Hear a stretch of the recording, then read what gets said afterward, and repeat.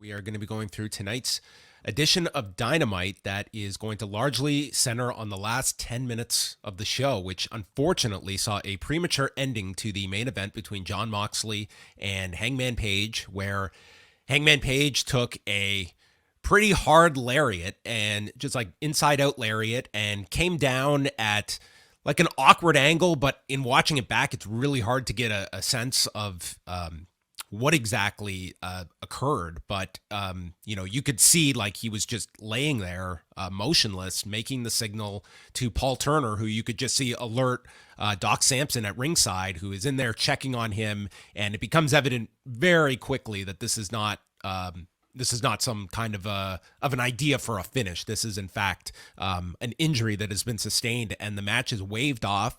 There is about 10 minutes left in the broadcast, and obviously they had an angle planned with MJF, so it's unknown what kind of improvisation they had to do to get to the announcement of Moxley and MJF that obviously they wanted to go off the air with. But number one is hoping for that this is not as serious as it came off on television, because it seemed pretty serious. They were not shooting Hangman Page while they were tending to him, but they had to loosen the bottom rope and take him out. It looked like there was a stretcher out there that they alluded to, but none of this was shown on the broadcast. They just stayed on the announcers. A very scary scene, way among the kind of moment on a wrestling show that sadly we've had a few of them that you have seen in real time, and this was definitely leaving people very concerned after the broadcast, and we're just minutes removed from it.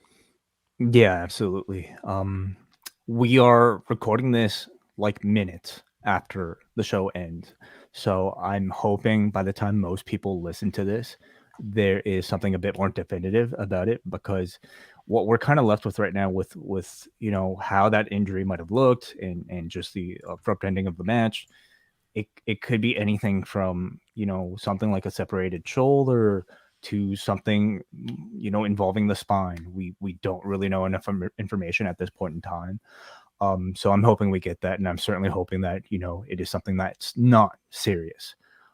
But your immediate first thought goes to the worst, unfortunately, like when it comes to injuries involving like the top the upper part of the body. And God, it would be just incredibly tragic. So I certainly hope he's okay. And they of course had to scramble to try to come up with a way to conclude the show that they intended to with the MJF thing.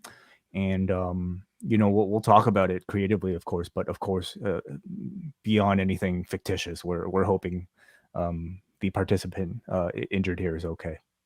Yeah, I mean, it's something that I think should be brought up, because you and I have brought it up in other cases where it's not been the result, and that is when an injury occurs and, well, we've got to get to the finish. And I'm sure there would be situations where even something serious like that, okay, Moxley just rolls him up and could do unknown further damage too. Like, the right call was made. Just wave the match off. The finish does not matter. Like, that is so secondary. And I'm glad that was the default call here, and there was not any sort of, that mentality of, well, it's a big match. We've got to finish the match. We've got our live television show to think about first. It's no, you have an injured human in the ring. That is your one and only priority.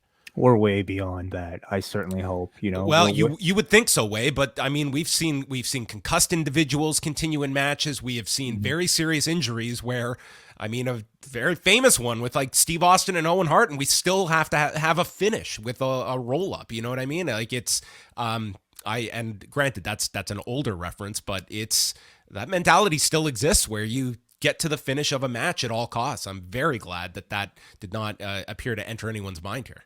You will get no complaint from any member of the audience for this match stopping when it did. In fact, I think you'll probably see more praise than anything.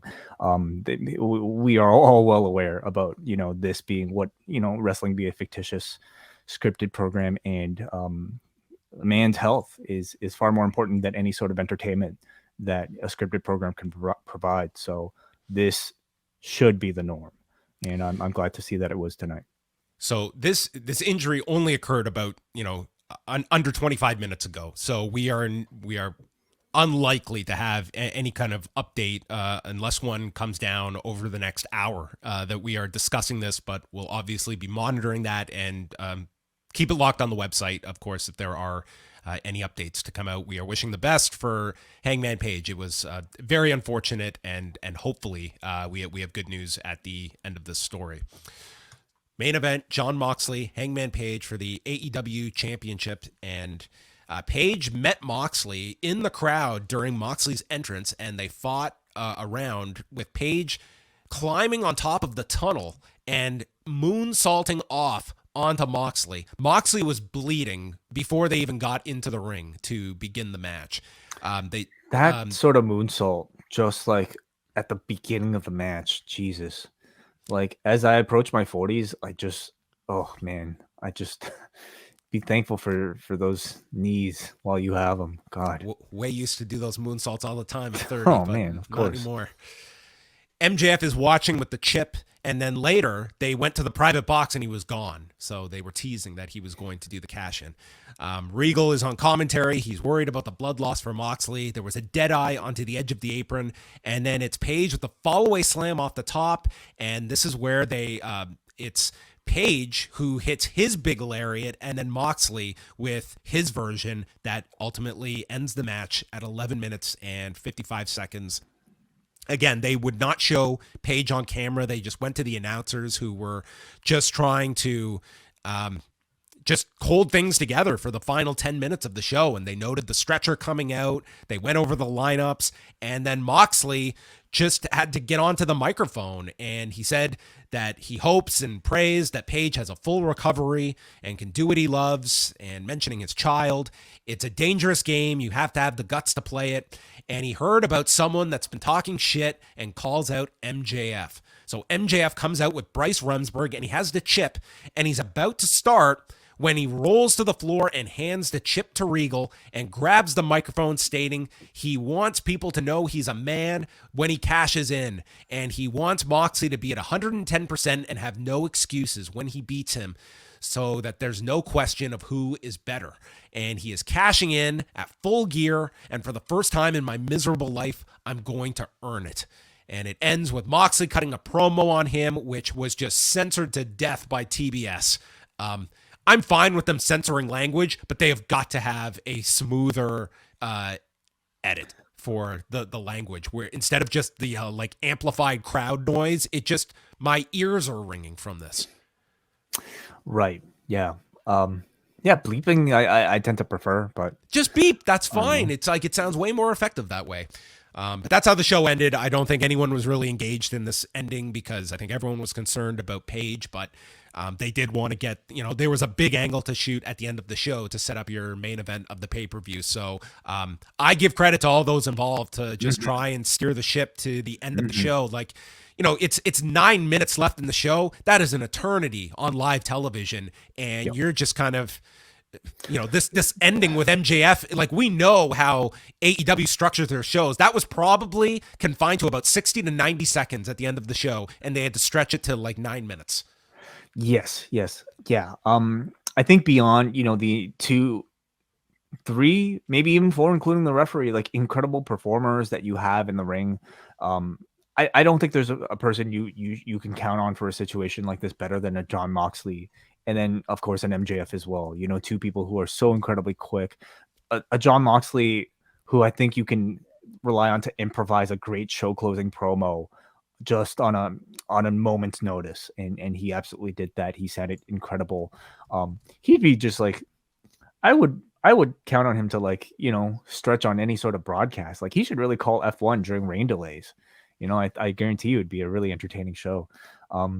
But I also felt like the way they got here, just with all the build that they did with the Regal and MJF segment earlier, to this point where MJF, the chicken shit heel, can, logically, understandably decide not to cash in this Money in the Bank type of stipulation and instead going the route of choosing a predetermined match. I thought that was all incredibly well done.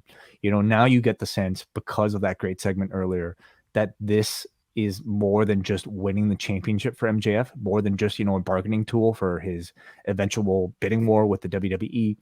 it's his way to prove his self-worth to himself, to William Regal, and it's a way to almost like kind of atone for this thing that's been, like a sticking point for him in his life that almost, admittedly, he says drove him to want to kill himself like at one point in his life.